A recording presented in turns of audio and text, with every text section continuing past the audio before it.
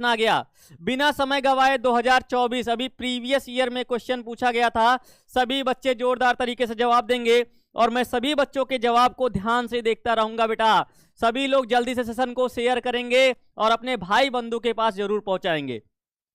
सबसे पहला प्रश्न आ गया बेटा आप सभी के सामने कि प्रथम जिनेवा कन्वेंशन कहां पर हुआ था, कब हुआ था? प्रथम जिनेवा कन्वेंशन, क्या बात है भाई, सभी का जवाब आने लगा। Option number B. बिल्कुल डिटेल नहीं करूंगा बेटा, डिटेल करने से क्या होगा, अगर मैं डिटेल करूंगा तो 200 प्रश्न हैं, 200 प्रश्न आप सभी का नहीं हो पाएगा। चलिए ऑप्शन नंबर बी हो जाएगा बेटा। प्रथम जिनेवा कन्वेंशन कब हुआ था? तो 1864 में हुआ था। अगला प्रश्न है आप सभी के सामने, इटली का एकीकरण कब पूर्ण हुआ? पिछले साल ही पूछा गया, 2024 में पूछा गया प्रश्न है, जल्दी से बताएंगे भाई। इटली का एकीकरण कब पूरा हुआ था? 61 में, 71 में, 1720, 1870। सभी बच्चों का जवाब आया भाई 1871 में इटली का एकीकरण पूरा हुआ था। ऑप्शन नंबर बी सही होगा। अगला प्रश्न है आप सभी के सामने प्यारे बच्चों, लुई फिलिप किस देश का शासक था? 2024 प्रीवियस ईयर का क्वेश्चन। नहीं भरोसा हो उठा के देख लेना, जल्दी से सभी बच्चे भाई शेयर करेंगे, सभी बच्चे शेयर करेंगे भाई। क्या था, लुई फिलिप किस देश का शासक था? बहुत अच्छी तरीके से पढ़ा रखा है, बताइए जल्दी से क्या हो जाएगा? फ्रांस का। ऑप्शन नंबर क्या हो जाएगा बेटा? बी बिल्कुल सही हो जाएगा। चलिए अगला प्रश्न देखेंगे।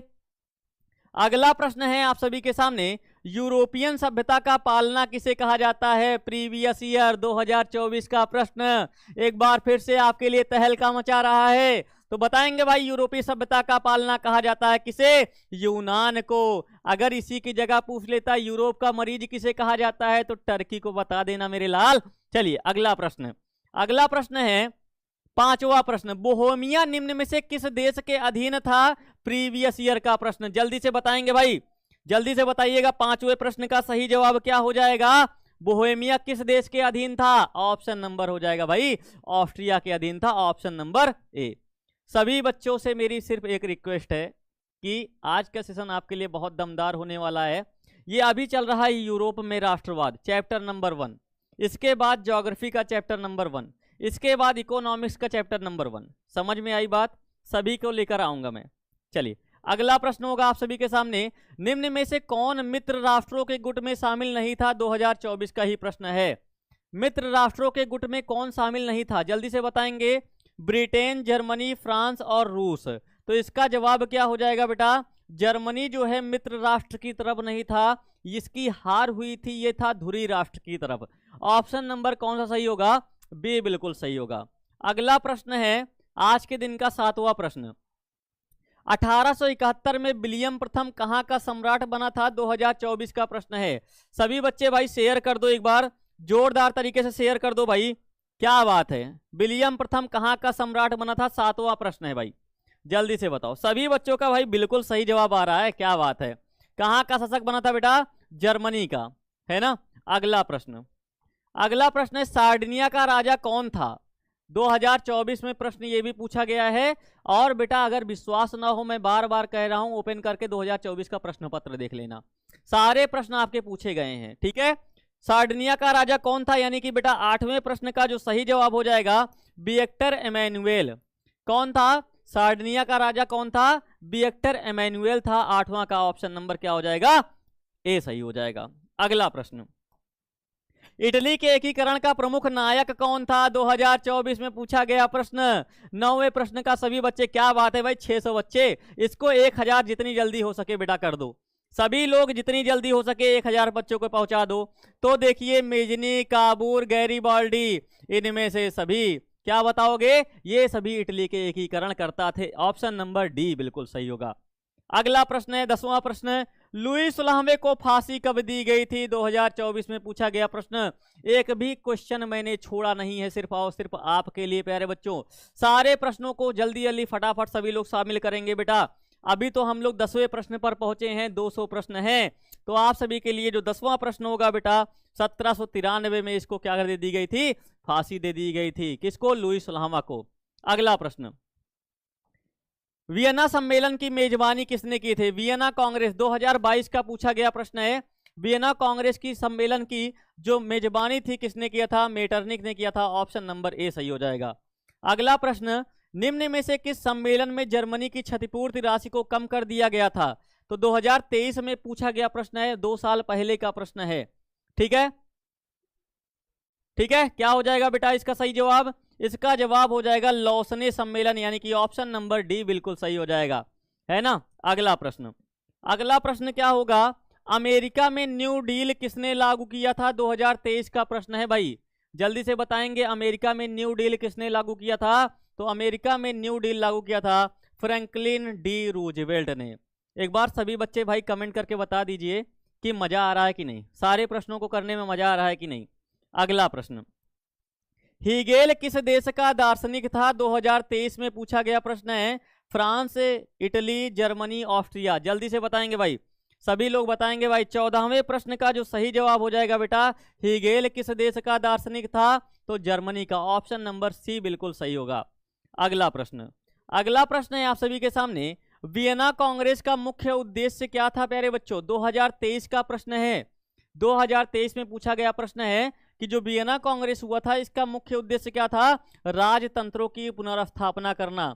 अगर इसी की जगह मैं पूछ लूं आपसे कि कौन से वंश की स्थापना हुई थी, तो बुर्बो राजवंश की स्थापना हुई थी। चलिए अगला प्रश्न क्या है, सिकंदर कहाँ का निवासी था? 2023 में पूछा गया प्रश्न है, सिकंदर कहाँ का निवासी था?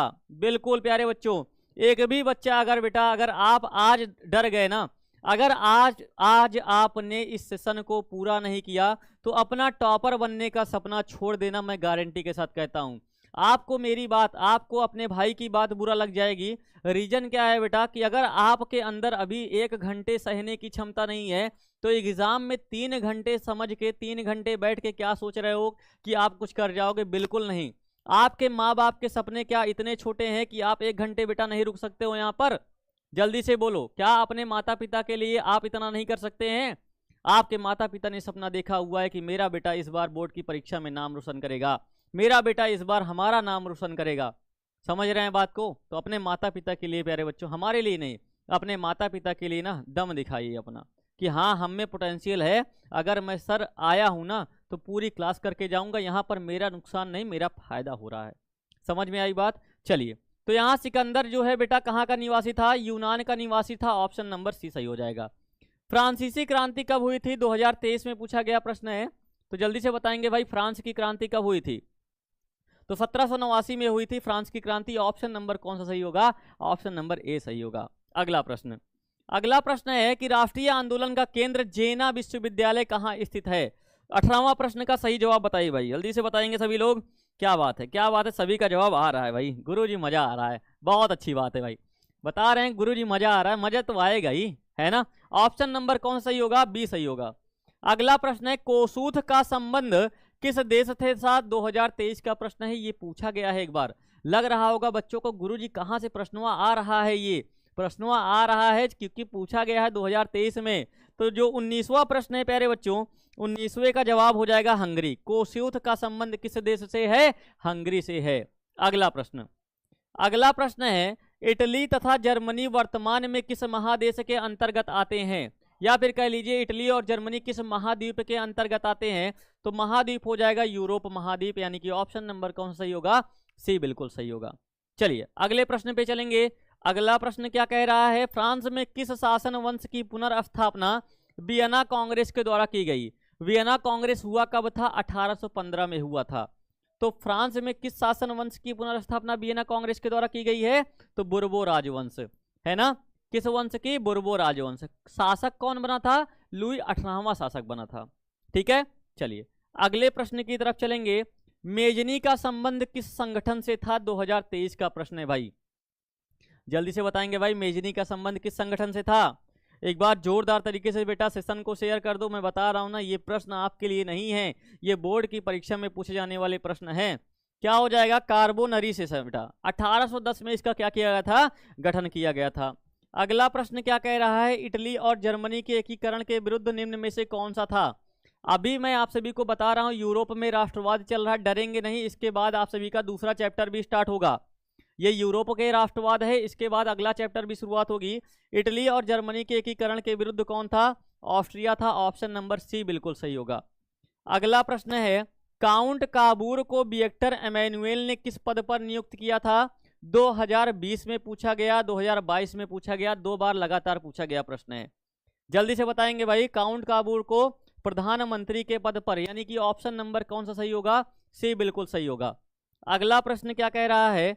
गैरीबाल्डी पेशे से क्या थे? 2012 में, 14 में, 19 में, लगातार 3 बार प्रश्न पूछा गया है।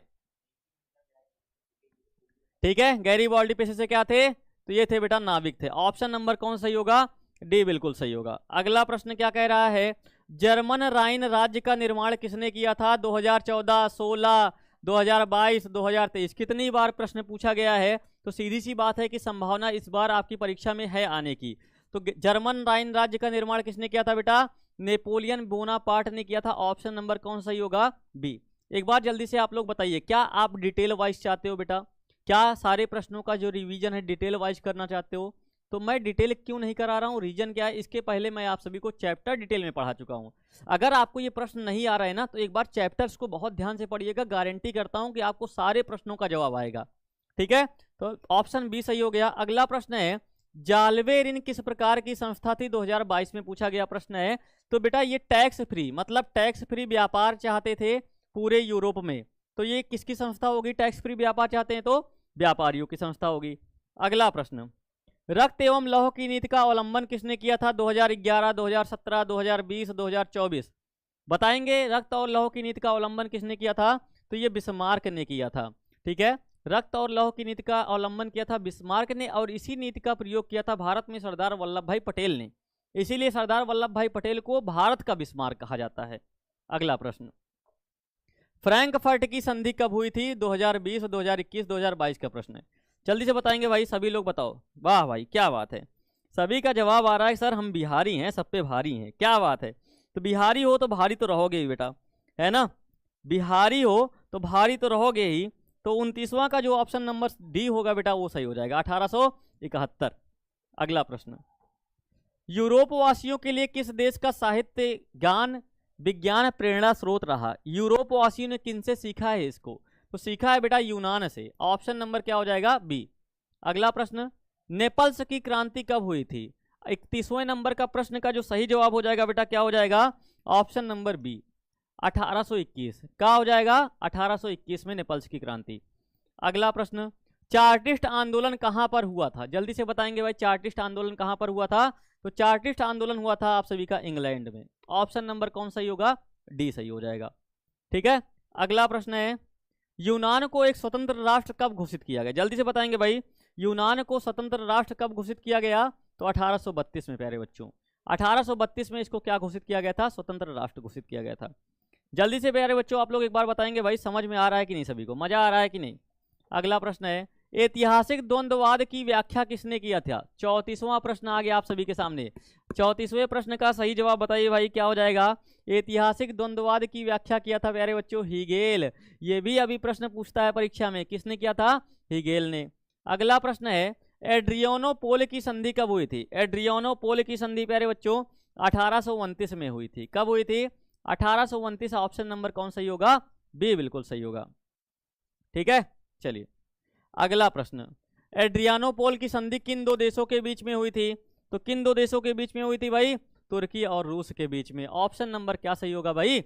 ऑप्शन नंबर सही हो जाएगा आप सभी के सामने, ऑप्शन नंबर ए। ठीक है, अगला प्रश्न, अगला प्रश्न है, सिडॉन का युद्ध किनके बीच में हुआ था? सिडॉन का युद्ध किसके बीच में हुआ था? तो ऑस्ट्रिया और प्रसा, ब्रिटेन और फ्रांस, फ्रांस और प्रसा। तो बेटा ये 37वें नंबर का ऑप्शन नंबर कौन सही हो जाएगा? सी सही हो जाएगा। ठीक है, 37वां का ऑप्शन नंबर सी बिल्कुल सही होगा। अगला प्रश्न है, किस देश पर हंगरी का पूर्ण आधिपत्य था? किस देश पर था? फ्रांस, ऑस्ट्रिया, ब्रिटेन या फिर तुर्की? जल्दी से बताएंगे भाई, जोरदार तरीके से बेटा सेशन को शेयर कर दो पहले, जल्दी से बताएंगे।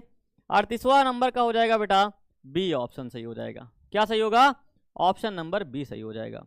ठीक है, अगला प्रश्न, अगला प्रश्न हो जाएगा 39वां, पोलैंड के विद्रोह को किसने कुचल दिया था? 39वां प्रश्न, बड़ा मजा आ रहा है गुरुजी, क्या बात है भाई, वाह, मजा तो आएगा ही ना, जो बेटा तैयारी कर रहे हो ना, तो तैयारी में तो मजा आएगा ही। 39वें प्रश्न का जो जवाब हो जाएगा, पोलैंड के विद्रोह को किसने कुचल दिया था? तो रूस ने कुचल दिया था। ऑप्शन नंबर ए बिल्कुल सही हो जाएगा। अगला प्रश्न क्या है? अगला प्रश्न है 1870 में फ्रांस और प्रशा के बीच युद्ध कहां पर हुआ था? 2015 में पूछा गया प्रश्न है।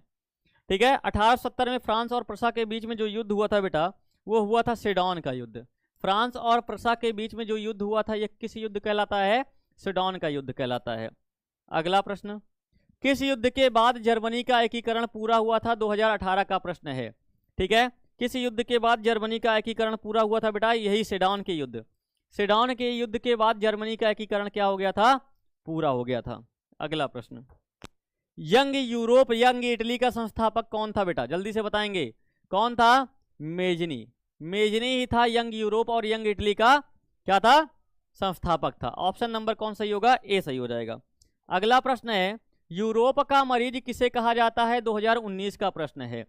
यूरोप का मरीज किसे कहा जाता है? जल्दी से बताएंगे भाई। टर्की यानी कि तुर्की को क्या कहा जाता है? यूरोप का मरीज, यानी कि ऑप्शन नंबर ए सही हो जाएगा।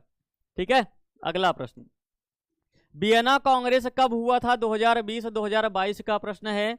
वियना सम्मेलन यानी कि 1815 में प्यारे बच्चों इसका आयोजन किया गया था और मेटरनिख ने इसकी अध्यक्षता की थी। ठीक है, जब ये बेटा नेपोलियन होता, नेपोलियन के हारने के बाद ही वियना कांग्रेस बुलाया जाता है। कब होता है? 1815, यानी कि ऑप्शन नंबर ए सही हो जाएगा। अगला प्रश्न है, जर्मनी के एकीकरण का प्रमुख वास्तुकार कौन था?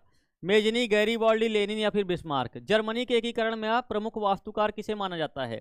तो माना जाता है प्यारे बच्चों किसे? बिस्मार्क को। ठीक है, जर्मनी का एकीकरण का जो प्रमुख वास्तुकार था, बिस्मार्क को माना जाता है। इटली के एकीकरण में निम्न में से किसका संबंध नहीं है? 2021 में पूछा गया प्रश्न है। इटली के एकीकरण में किसका संबंध नहीं है? जल्दी से बताएंगे भाई। इटली के एकीकरण में किसका संबंध नहीं है? तो बिल्कुल बेटा बिस्मार्क जो है ना, जर्मनी के एकीकरण से संबंधित था। किसके? जर्मनी। ठीक है, अगला प्रश्न। अगला प्रश्न है कि 1830 की क्रांति के बाद फ्रांस में किस प्रकार का शासन स्थापित हुआ था? 1830 की क्रांति के बाद फ्रांस में किस प्रकार का शासन व्यवस्था स्थापित हुई थी बेटा? तो 47वें नंबर का ऑप्शन नंबर हो जाएगा संवैधानिक राजतंत्र का। ऑप्शन नंबर क्या सही होगा? बी बिल्कुल सही होगा। अगला प्रश्न है, जर्मनी के एकीकरण के लिए कौन उत्तरदायी था? इंपॉर्टेंट है बेटा, जर्मनी के लिए एकीकरण के लिए कौन उत्तरदायी है? बिस्मार्क, यानी कि ऑप्शन नंबर क्या सही होगा? बी बिल्कुल सही होगा। अगला प्रश्न है, 1871 में कौन सी संधि हुई थी? 2021 का प्रश्न है। 49वां प्रश्न हो गया बेटा, 49वां प्रश्न है, जल्दी से बताइए भाई। 49वां प्रश्न है, सभी लोग बताओ भाई। 49वें प्रश्न का जवाब होगा 1871 में हुआ था फ्रैंकफर्ट की संधि। कौन सी संधि हुई थी? फ्रैंकफर्ट की संधि हुई थी। जल्दी से बता दो भाई। वो 49 प्रश्न हो गए ना, 49 प्रश्नों में से कौन सा सही होगा? जल्दी से बताएंगे। अगला है, इटली के एकीकरण में निम्न में से किसने योगदान दिया था? इटली का एकीकरण 2022 और 2023 का प्रश्न पूछ रहा है बेटा। इटली के एकीकरण के लिए किसने योगदान दिया था? जल्दी से कमेंट करो भाई, जल्दी से कमेंट करेंगे। 50वां प्रश्न है बेटा, 50 प्रश्न हो चुके हैं। इनमें से सभी काउंट काबूर, गैरीबाल्डी और मेजनी, इन सभी का संबंध था। 50 के 50 प्रश्नों में से बेटा आप लोग बता दीजिए कितना सही हुआ आपका। ये होती है तैयारी, ये होता है बेटा जज्बा, है ना। चलो अगला प्रश्न है, रॉबर्ट ओवन कहाँ का निवासी था? 2022 का प्रश्न है बेटा। रॉबर्ट ओवन, है ना। 51वां प्रश्न है बेटा, फ्रांस का, जर्मनी का या फिर ऑस्ट्रिया का, ब्रिटेन का? तो क्या आ जाओगे? ब्रिटेन इसका जवाब, है ना। अब अगले प्रश्न की तरफ चलेंगे बेटा। ये हो गया आप सभी का, खत्म हो गया बेटा यूरोप में राष्ट्रवाद। यूरोप में राष्ट्रवाद समाप्त। अब हम लोग शुरुआत करेंगे अपने किसकी? ज्योग्राफी की। ज्योग्राफी का पहला प्रश्न आ गया बेटा आप सभी के सामने। कोयला किस प्रकार का संसाधन है? बता दो, 2020 का प्रश्न है। कौन नहीं बता पाएगा इसके? जल्दी से बताएंगे। ज्योग्राफी आ गया बेटा, हिस्ट्री खत्म, अब ज्योग्राफी की शुरुआत हो गई, है ना। हिस्ट्री खत्म हो गया, ज्योग्राफी की शुरुआत हो गई। सभी बच्चे कमेंट आ रहा है भाई, सभी बच्चों का कमेंट आ रहा है। ऐसे कमेंट्स बेटा आते रहने चाहिए, मैं आप सभी के कमेंट्स को देख रहा हूं, है ना। तो देखिए क्या हो जाएगा, कोयला किस प्रकार का संसाधन है? तो सीधी सी बात है बेटा, इसे हम लोग पुनः प्राप्त नहीं कर सकते, यानी कि अनवीकरणीय संसाधन है। ऑप्शन नंबर ए सही होगा। अगला प्रश्न है, सौर ऊर्जा निम्नलिखित में से कौन सा संसाधन है? 2014, 2017, 2019 लगातार पूछा गया है बेटा कि सौर ऊर्जा निम्नलिखित में से किस प्रकार का संसाधन होगा? किस प्रकार का है? तो पुनः पूर्ति योग्य है। सीधी सी बात है, यूज करोगे, लगातार यूज करते ही रहोगे, समाप्त नहीं होने वाला है। अगला प्रश्न है, तट रेखा से कितने किलोमीटर क्षेत्र की सीमा अपवर्जक आर्थिक क्षेत्र कहलाता है? जल्दी से बताएंगे भाई, सीमा अपवर्जक आर्थिक क्षेत्र कितने किलोमीटर कहलाता है? 200 नॉटिकल मील। ऑप्शन नंबर क्या हो जाएगा? बी बिल्कुल सही हो जाएगा। अगले प्रश्न पर चलेंगे हम लोग। डाकू की अर्थव्यवस्था का संबंध किससे है? जल्दी से बताएंगे भाई। अगला बताएंगे भाई, डाकू की अर्थव्यवस्था का संबंध किससे है? तो संसाधन के विदोहन से। ऑप्शन नंबर क्या सही होगा? बी ऑप्शन बिल्कुल सही होगा। एक बार प्यारे बच्चों आप लोग जोरदार तरीके से एक बार अपना दिल बना के भेज दो बेटा कि बहुत मजा आ रहा है गुरुजी, ऐसे ही सारे प्रश्नों को सॉल्व करा दीजिए। ये रिवीजन क्लास चल रही है आपकी। Option number B. अगला प्रश्न है, समुद्री क्षेत्र में राजनैतिक सीमा के कितने किलोमीटर क्षेत्र तक संपदा निहित होती है? जल्दी से बताएंगे भाई, संपदा कितने किलोमीटर क्षेत्र तक निहित रहती है? बिल्कुल अगला प्रश्न का जो सही जवाब हो जाएगा, सभी बच्चे बता रहे हैं गुरुजी ऑप्शन नंबर डी। एक भी बच्चा लेट नहीं कर रहा है, एकदम सही सही जवाब दे रहा है भाई। ऑप्शन नंबर डी सही होगा। अगला प्रश्न है, पेट्रोलियम किस प्रकार का संसाधन है? पेट्रोलियम प्यारे बच्चों किस प्रकार का संसाधन है? तो आपको पता है पेट्रोल भी समाप्त हो जाएगा ना यूज करने के बाद। जो यूज करने के बाद हम लोग पुनः इसका प्रयोग नहीं कर पाते, उसे बोलते हैं अनवीकरणीय, यानी कि ऑप्शन नंबर ए सही होगा। अगला प्रश्न है, निम्न में से कौन सी मिट्टी सर्वाधिक उपजाऊ होती है? सर्वाधिक उपजाऊ, आपको पता है कि भारत में सर्वाधिक इसी प्रकार की मिट्टी पाई जाती है, तो वो मिट्टी हो जाएगी बेटा जलोढ़ मिट्टी। ऑप्शन नंबर डी बिल्कुल सही होगा। अगला प्रश्न क्या कह रहा है, काली मिट्टी का दूसरा नाम क्या है? इंपॉर्टेंट प्रश्न है, 2011, 13, 15, 17 और 19 कितनी बार परीक्षाओं में पूछा गया है प्यारे बच्चों। और मैं सच बता रहा हूं, एक कसम खा के बोल सकता हूं कि ये सत्य कहता हूं, सखे सुकुमार मत जानो मुझे, यमराज से भी युद्ध में सदा प्रस्तुत मानो मुझे। ये सत्य वचन है कि ये इतनी बार परीक्षाओं में पूछा गया है प्यारे लाल। ठीक है, तो आप लोग देख लीजिए कि मेरे लिए कौन सा प्रश्न ज्यादा इंपॉर्टेंट है। तो ऑप्शन नंबर हो जाएगा बेटा, काली मिट्टी का एक अन्य नाम है रेगुर मिट्टी। ऑप्शन नंबर बी सही होगा। ठीक है, अगला प्रश्न। अगला प्रश्न है कि मरुस्थलीय मिट्टी का विस्तार निम्न में से कहां है? 16, 17, 2022 लगातार परीक्षाओं में पूछा गया प्रश्न है। तो बताएंगे काली मिट्टी का जो है मरुस्थलीय मिट्टी, सीधी सी बात है, मरुस्थल कहां पर है? मरुस्थल है गुरुजी राजस्थान में। तो राजस्थान इस प्रश्न का सही जवाब हो जाएगा। ऑप्शन नंबर क्या सही होगा? बी सही होगा। अगला प्रश्न, सोपानी कृषि किस राज्य में प्रचलित है? सोपानी कृषि बेटा जो पहाड़ी स्थल होते हैं ना, यहाँ पर सीढ़ी नुमा खेती की जाती है। क्या किया जाता है? सीढ़ी नुमा खेती की जाती है, और इसी खेती को बोलते हैं सोपानी कृषि। तो कहाँ पर की जाएगी? जहाँ पर पहाड़ होंगे। तो सीधी सी बात है उत्तराखंड, यानी कि ऑप्शन नंबर बी सही होगा।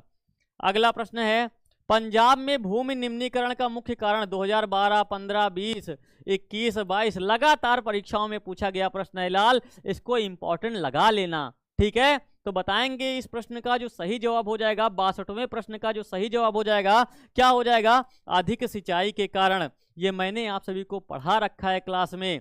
अगला प्रश्न, अगला प्रश्न क्या है, कौन सी मिट्टी कपास की खेती के लिए सर्वोत्तम मानी जाती है? कपास की खेती के लिए काली मिट्टी मानी जाती है, इसीलिए तो इसे क्या बोलते हैं? काली कपासी मृदा भी बोलते हैं। तो क्या हो जाएगा? काली मिट्टी। ऑप्शन नंबर सी बिल्कुल सही होगा। अगला प्रश्न क्या होगा, भारत में लगभग कितने करोड़ हेक्टेयर भूमि का क्षरण हो चुका है? 64वें प्रश्न का जो बच्चा बेटा जवाब दे देगा ना, कितना क्षरण हो चुका है, मैं देखना चाहता हूं कि आप लोग का जवाब कितना आता है बेटा। जल्दी से बताएंगे भाई। या क्या बात है भाई, सभी जवाब बता रहे हैं 13 करोड़ हेक्टेयर। क्या बात है भाई, ये आपके लिए जोरदार तालियां हैं। अगला प्रश्न, अगला प्रश्न है, मेढक के प्रजनन को नष्ट करने वाला रसायन कौन सा होता है? क्या होता है? बेंजीन, यूरिया, एड्रीन या फिर फास्फोरस? तो बिल्कुल प्यारे बच्चों 2018 में पूछा गया प्रश्न है, बेंजीन होता है। ऑप्शन नंबर ए बिल्कुल सही होगा। अगला प्रश्न, अगला है कि देश के बांधों को किसने भारत का मंदिर कहा था? 2014, 2016, 2022, 2022 देश के बांदरों को किसने आधुनिक भारत का मंदिर कहा था? तो कौन हो जाएगा? पंडित जवाहरलाल नेहरू ने कहा था, यानी कि ऑप्शन नंबर डी सही हो जाएगा। भारत के प्रथम प्रधानमंत्री ने कहा था। अगला प्रश्न, कुल जल का कितना प्रतिशत भाग महासागरों में निहित है? कुल जल का कितना प्रतिशत भाग महासागरों में निहित है? तो प्यारे बच्चों इसको बताएंगे आप लोग 96, 95, 96.6, तो 95.5% इसका जवाब बिल्कुल सही होगा। अगला प्रश्न होगा, बृहद क्षेत्र में जल की उपस्थिति के कारण पृथ्वी को क्या कहते हैं? देख लीजिए कि कितनी बार आपकी परीक्षा में पूछा गया है। क्या कहते हैं बेटा? नीला ग्रह कहा जाता है। अगला प्रश्न, अगर पूछेगा लाल ग्रह तो मंगल को बता देना, हरा बोले तो अरुण को बता देना। बिहार में अति जल दोहन से किस तत्व का संकेंद्रण बढ़ा है? फ्लोराइड का, क्लोराइड का, आर्सेनिक का, लोहे का। ठीक है, तो प्यारे बच्चों मैं देख रहा हूं ना, अभी आप लोग कुछ बच्चे क्या कर रहे हो ना, सोच रहे हो कि गुरुजी इतना प्रश्न तो हो गया, बहुत हो गया। जब आपने हिस्ट्री के 50 क्वेश्चन को सॉल्व किया, अब ज्योग्राफी के क्वेश्चन को सॉल्व किया, तो इकोनॉमिक्स और सिविक्स जो आपके लिए बेटा कठिन है, आपकी परीक्षा के लिए कठिन होता है, यहाँ से भर भर के परीक्षा में प्रश्न पूछता है, तो क्यों भाग रहे हो, क्यों भाग रहे हो, जल्दी से बता दो हमें। रुके रहना, अगर एक भी बच्चा बेटा चला गया ना तो समझ लेना। ठीक है, अगला प्रश्न, प्राणियों के शरीर में कितना प्रतिशत जल की मात्रा निहित होती है, जल्दी से बताएंगे भाई। 18 में पूछा गया प्रश्न है, 17 का प्रश्न का जवाब दे देंगे भाई सभी बच्चे। हाँ गुरुजी नहीं जाएंगे, क्या बात है, देखो एक बच्चा कह रहा है कि गुरुजी नहीं जाएंगे, नहीं जाना ही है बेटा। ठीक है, कितने प्रतिशत मात्रा निहित करती, जल्दी से बता दो बेटा। हाँ सबका जवाब आ गया भाई, सी ऑप्शन। ठीक है, और एक चीज है बेटा, आप सभी लोग क्या है, 65 नंबर गलत है, 65 नंबर गलत है, 65 नंबर गलत है कह रहे हो, 65 नंबर में क्या है बेटा,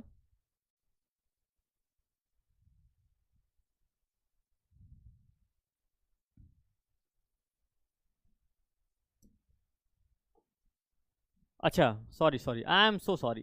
क्या हो जाएगा बेटा, एड्रीन हो जाएगा। एक चीज मैं यही कहना चाहता हूँ आप सभी से प्यारे बच्चों, कि अगर किसी प्रकार से कोई क्वेश्चन गलत हो जाए, इसी प्रकार से आप लोग कमेंट कर देना, इसी प्रकार से क्या कर दोगे, कमेंट कर दोगे। वेरी गुड बेटा, थैंक यू सो मच। चलिए अगला प्रश्न क्या होगा, अगला प्रश्न होगा आप सभी के लिए, विश्व की कितनी % जनसंख्या भारत में निवास करती है बेटा, 17.5, 17.5, तो 17.5 के लगभग क्या हो जाएगा, 18%। ऑप्शन नंबर क्या हो जाएगा, बी सही हो जाएगा। ठीक है, थैंक यू सो मच। अगर किसी प्रकार से बेटा ऑप्शनल है, कहीं हो सकता है कि गलत टिक लग जाए मुझसे, तो बता दीजिएगा। ठीक है, यहाँ पर निम्न में से बिहार की प्रमुख नदी घाटी परियोजना, तो बिहार की नदी घाटी परियोजना है सोन नदी घाटी परियोजना। अगला प्रश्न, 2001 में कितने प्रतिशत भौगोलिक क्षेत्र में वन का विस्तार हुआ था, 73वें प्रश्न का जल्दी से बताएंगे भाई, कितने % भाग में वन का विस्तार हुआ था, जल्दी से बताएंगे। ठीक है, क्या बात है, सभी का जवाब आ रहा है भाई, 19.27, तो ऑप्शन नंबर बी बिल्कुल सही होगा, सही है भाई। अगला प्रश्न, वन स्थिति रिपोर्ट 2005 के अनुसार भारत में वन का विस्तार कितना है बेटा, वन स्थिति रिपोर्ट के अनुसार भारत में वन का विस्तार कितना है, तो बिल्कुल 20.60% भौगोलिक क्षेत्र पर, ऑप्शन नंबर ए सही हो जाएगा। अगला प्रश्न है, बिहार में कितने % भौगोलिक क्षेत्र में वन का फैलाव है, बिहार में बताएंगे भाई कितने % भौगोलिक क्षेत्र पर विस्तार है, तो 24 नंबर का बेटा 7.1% पर विस्तार है। क्या हो जाएगा, बिहार में कितने % भौगोलिक क्षेत्र में वन का विस्तार है, कितनी बार परीक्षाओं में पूछा गया, देख लीजिए आपके सामने।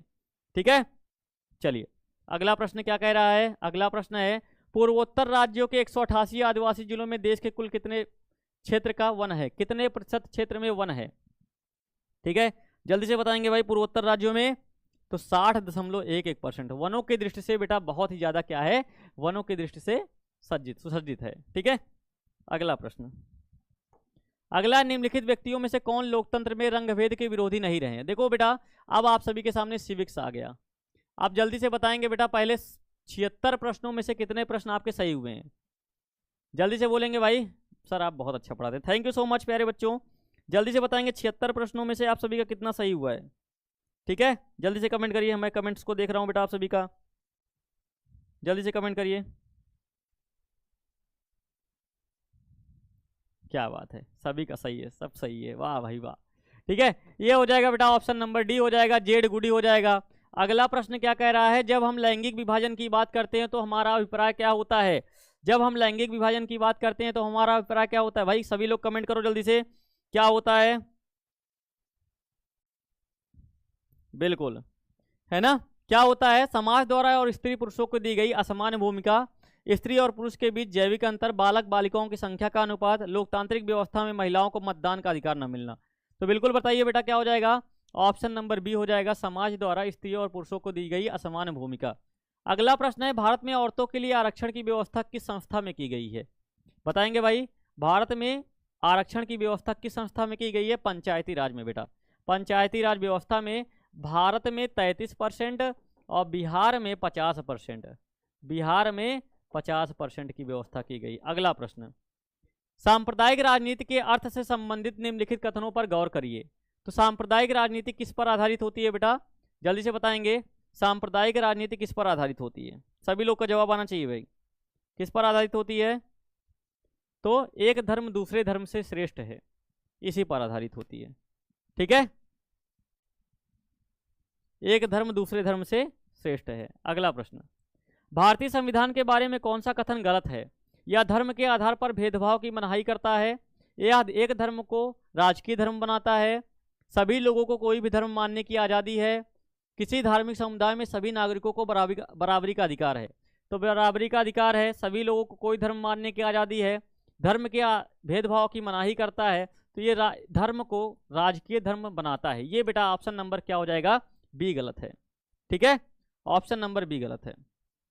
78 नंबर क्या दिक्कत है भाई? 78 नंबर में भाई कह रहे हो बच्चा, देख लीजिए 78। ठीक है, जब हम लैंगिक विभाजन की बात करते हैं तो क्या होता है बेटा?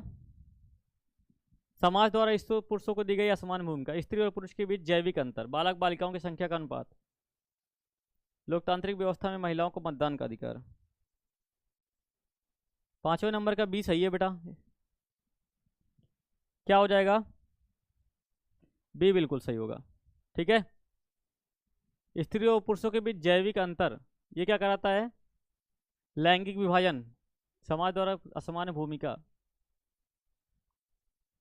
ठीक है, ऑप्शन नंबर बी ही सही होगा बेटा, सही है, कहाँ फर्जी चक्कर में पड़े हुए।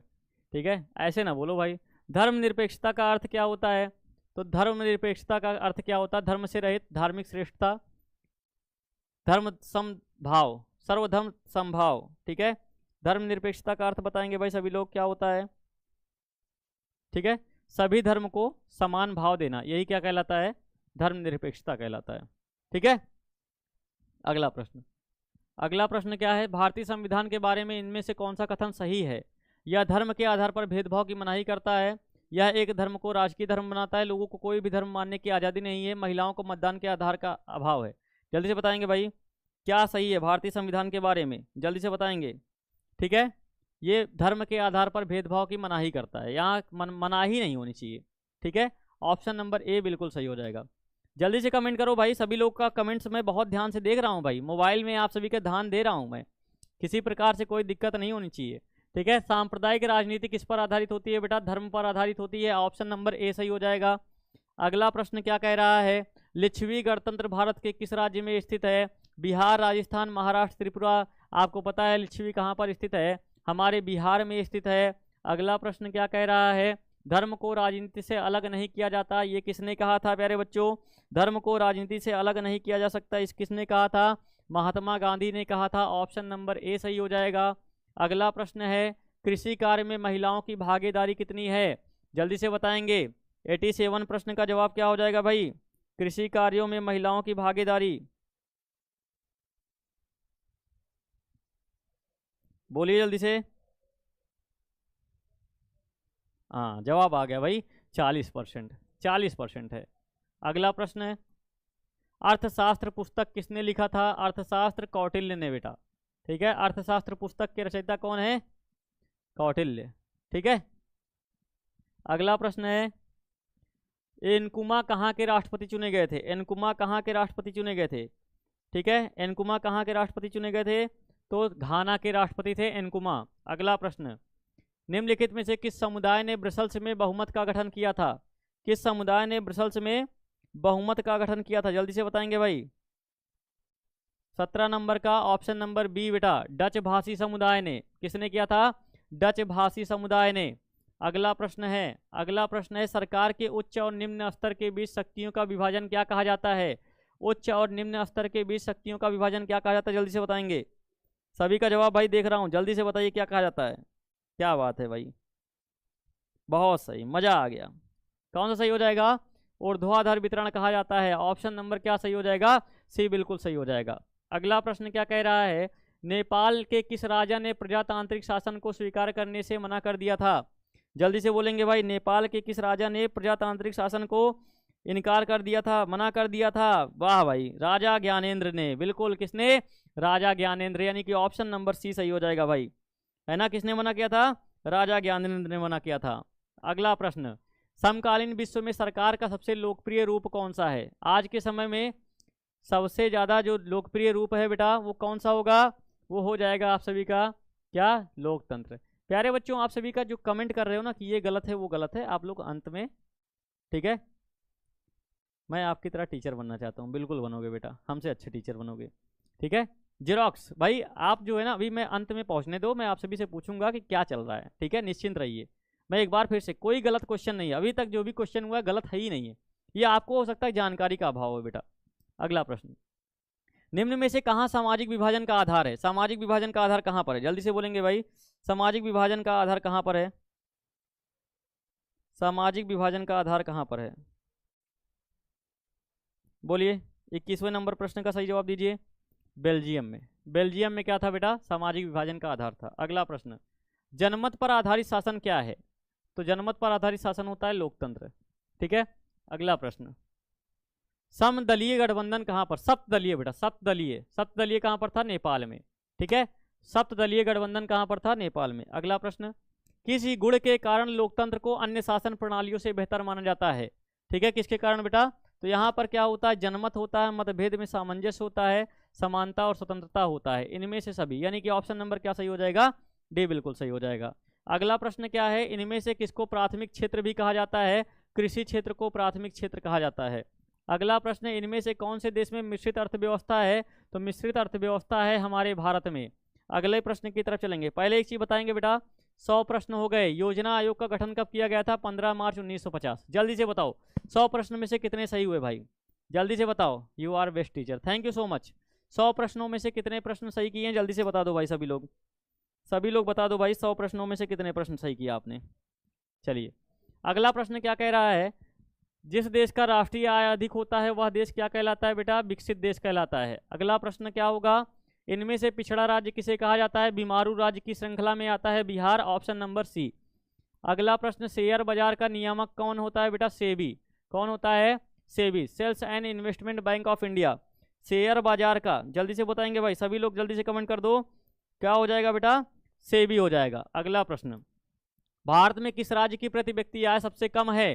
तो कम की बात कर रहा है बिहार, और अधिक की बात करेगा तो गोवा। दोनों प्रश्न का जवाब याद रखिएगा, ठीक है। अगला प्रश्न, अगला प्रश्न कह रहा है कि भारत में नीति आयोग की स्थापना कब हुई थी?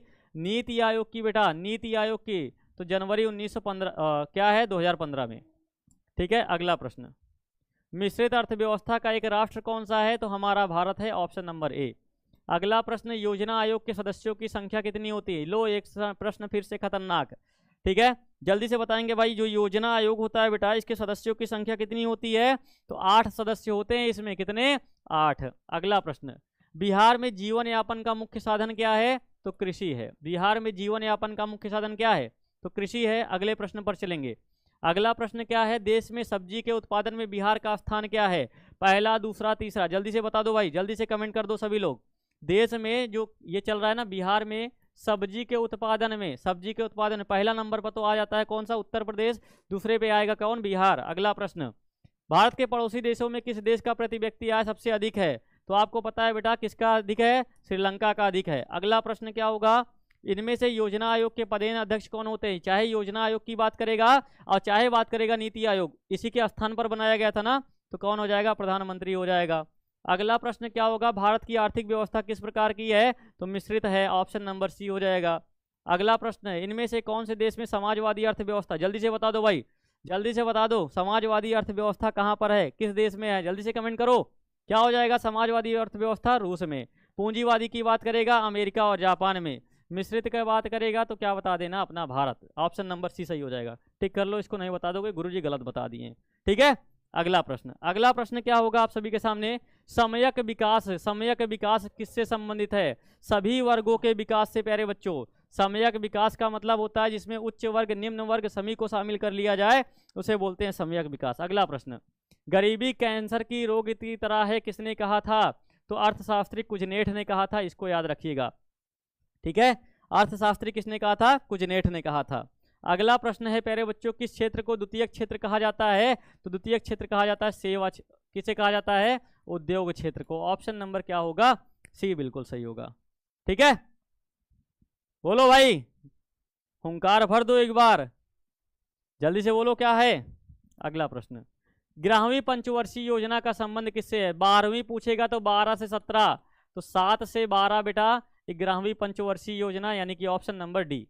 अगला प्रश्न, किस क्षेत्र को तृतीयक क्षेत्र कहा जाता है? तो सेवक क्षेत्र को क्या कहा जाता है? सेवा क्षेत्र को तृतीयक क्षेत्र कहा जाता है। ठीक है, मजा आ रहा है ना जल्दी जल्दी करने में प्रश्नों को बेटा? जल्दी से बोलो। हिस्ट्री तैयार, ज्योग्राफी तैयार, पॉलिटी तैयार, अब इकोनॉमिक्स चल रहा है ना? चौथा चैप्टर चल रहा है। बिल्कुल। अगला प्रश्न क्या है? एक अर्थव्यवस्था का सृजन किससे होता है? प्राकृतिक, भौतिक, मानवीय, तीनों प्रकार की संसाधनों से बेटा। ऑप्शन नंबर क्या सही होगा? डी बिल्कुल सही होगा। अगला प्रश्न, राष्ट्रीय विकास परिषद का गठन कब हुआ था? 1952 में, यानी कि ऑप्शन नंबर क्या सही होगा? बी बिल्कुल सही होगा। अगला प्रश्न, किस अर्थव्यवस्था में उत्पादन के साधन पर किसी व्यक्ति या निजी संस्था का अधिकार रहता है? तो पूंजीवादी अर्थव्यवस्था में होता है। ऑप्शन नंबर क्या सही होगा? ए बिल्कुल सही होगा। ठीक है। अगला प्रश्न, प्रथम पंचवर्षीय योजना का कार्यकाल क्या था प्यारे बच्चों? तो 1951 से 56 तक। ऑप्शन नंबर क्या हो जाएगा? बिल्कुल ए, प्रश्न ऑप्शन ए सही होगा। ठीक है, कौन सही होगा? Option number A. अगला प्रश्न, आर्थिक संरचना का एक मुख्य क्या होता है? आर्थिक संरचना का एक मुख्य स्वास्थ्य सेवाएं, यातायात एवं संचार, शिक्षा। जल्दी से बताइए। चलो भाई, पहले एक बार सभी लोग कमेंट कर दो भाई, मजा आ रहा है कि नहीं? सभी लोग पहले कमेंट करो कि मजा आ रहा है कि नहीं। सभी लोग बोलो भाई, मजा आ रहा है गुरुजी। ठीक है भाई, ठीक है। आर्थिक संरचना में प्यारे बच्चों क्या होता है? जो देश के लिए आवश्यक होता है, यातायात एवं संचार। आर्थिक क्रियाओं का उद्देश्य क्या होता है बेटा? जीविकोपार्जन, मनोरंजन, इनमें से दोनों। बताओ जल्दी से। आर्थिक क्रियाओं का जो उद्देश्य होता है बेटा वो क्या होता है? ठीक है, क्या होता है? आर्थिक क्रियाओं का उद्देश्य होता है बेटा जीविकोपार्जन। यहाँ पे गलत मत कर देना, पहले बता दे रहा हूँ, बोलो कि सी होगा। सी नहीं होगा। आर्थिक क्रियाओं का उद्देश्य होता है धन अर्जन करना। अगला प्रश्न, मछली एवं पालन किस क्षेत्र के अंग हैं? तो मछली पालन एवं पशुपालन जो है प्राथमिक क्षेत्र के अंग हैं। अगला प्रश्न क्या है? निम्नलिखित में से कौन सा सामाजिक संरचना का अंग है? सामाजिक संरचना का अंग कौन सा है भाई? जल्दी से बताएंगे। सामाजिक संरचना का अंग कौन सा है? ठीक है, तो शिक्षा भी है, स्वास्थ्य भी है, आवास भी है, उपयुक्त सभी। ऑप्शन नंबर क्या होगा? डी बिल्कुल सही होगा। ठीक है। अगला प्रश्न, सामान्यतः किसी देश के विकास का स्तर किस आधार पर निर्धारित किया जाता है? ठीक है, तो देश का जो विकास की बात कर रहा है बेटा, डेवलपमेंट की बात कर रहा है, तो क्या होगा इसका जवाब? तो क्या हो जाएगा? इनमें से सभी। Option number D. अगला प्रश्न, प्राथमिक क्षेत्र में कौन सी आर्थिक क्रिया शामिल है? प्राथमिक क्षेत्र में हम लोग शामिल करते हैं कृषि को। अगला प्रश्न, समाजवादी अर्थव्यवस्था का गुण क्या है? सामाजिक कल्याण होता है। Option number C. अगला प्रश्न, विकसित देशों की आय में वृद्धि के लिए किस पद का प्रयोग होता है? ठीक है, विकसित देशों की आय के लिए किस शब्द का प्रयोग होता है? तो बिल्कुल बताइए भाई, क्या हो जाएगा? आर्थिक वृद्धि का। ठीक है, आर्थिक वृद्धि का। अगला प्रश्न, बिहार के आर्थिक पिछड़ेपन का प्रमुख कारण क्या है? क्या है? बाढ़, सूखा, कृषि पर आधारित जनसंख्या, यानी कि उपयुक्त सभी हो जाएगा। अगला प्रश्न है, आर्थिक विकास की माप के लिए सबसे उपयुक्त सूचकांक क्या है? जल्दी से बताएंगे। आर्थिक विकास के लिए उपयुक्त सूचकांक क्या है प्यारे बच्चों?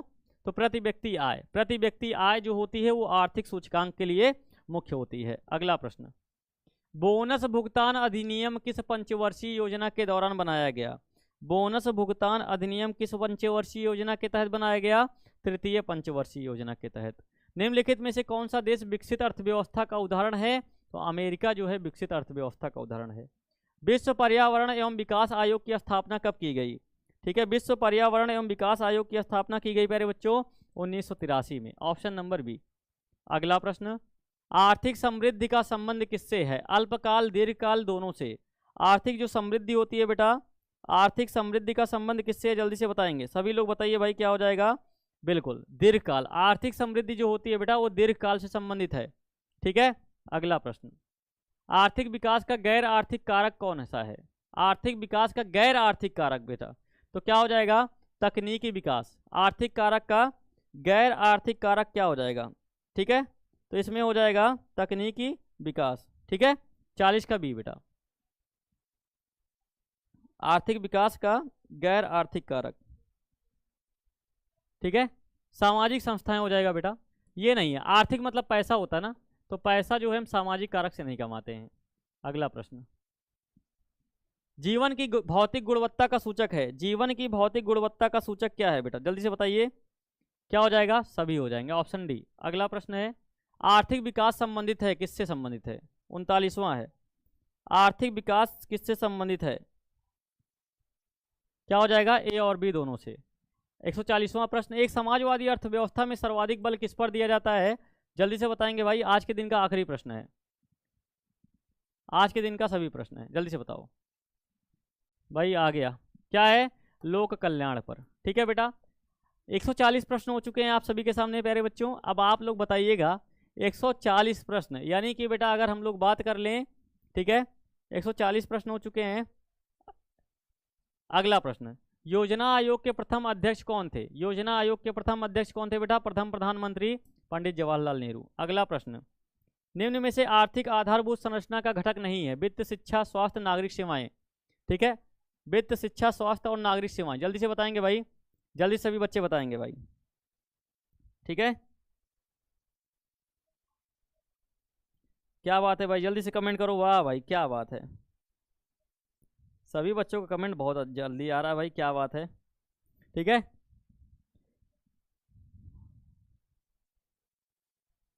सभी बच्चों का जवाब सही आ रहा है, बहुत जल्दी आ रहा है बेटा, वित्त नहीं होता है। अगला प्रश्न, अर्थव्यवस्था के किस क्षेत्र से हरित क्रांति का संबंध है? तो प्राथमिक क्षेत्र से है। अगला प्रश्न, ऑपरेशन फ्लड क्या है बेटा? तो डेयरी विकास से, ऑपरेशन फ्लड डेयरी विकास। अगला प्रश्न, क्या है, हंटलैंड आयोग क्या है बेटा? ठीक है, इसका बताइएगा किससे संबंधित है। ठीक है, ये बेटा क्या है, ब्रंटलैंड आयोग है, इसको गलत कर दिया है, ब्रंटलैंड। ठीक है, ब्रंटलैंड आयोग का संबंध किससे, जल्दी से बताएंगे सभी लोग, बताइए भाई, क्या हो जाएगा, सतत विकास से। अगला प्रश्न, प्रथम राष्ट्रीय मानव विकास सूचकांक प्रधानमंत्री के कार्यकाल में आया था? प्रथम राष्ट्रीय मानव विकास सूचकांक किस प्रधानमंत्री के काल में आया था, जल्दी से बताएंगे। क्या हो जाएगा, अटल बिहारी वाजपेयी। अगला प्रश्न, निम्न में से कौन सी गैर आर्थिक आधारभूत संरचना का अंग है जिससे पैसा नहीं कमाते हो बेटा? जल्दी से बताएंगे, गैर आर्थिक क्रिया है, जल्दी से बताइए।